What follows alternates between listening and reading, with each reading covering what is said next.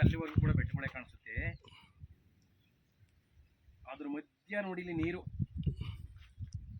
ಓಹೋ,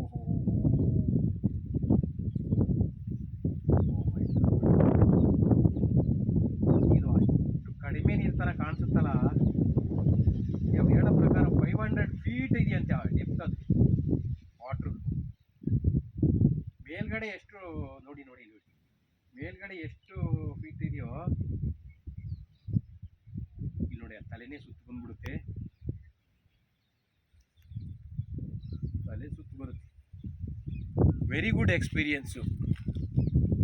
ಈ ಕಡೆಯಿಂದನೂ ಒಂಥರ ವ್ಯೂಸ್ ತುಂಬ ಚೆನ್ನಾಗಿದೆ. ಪ್ರಕೃತಿಯ ವೀಕ್ಷಣೆ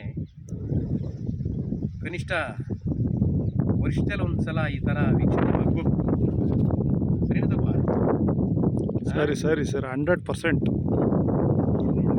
ಇದೊಂದು ಅದ್ಭುತ ಅನುಭವ. ಲೈಫ್ ಚೆನ್ನಾಗಿದೆಯಪ್ಪ.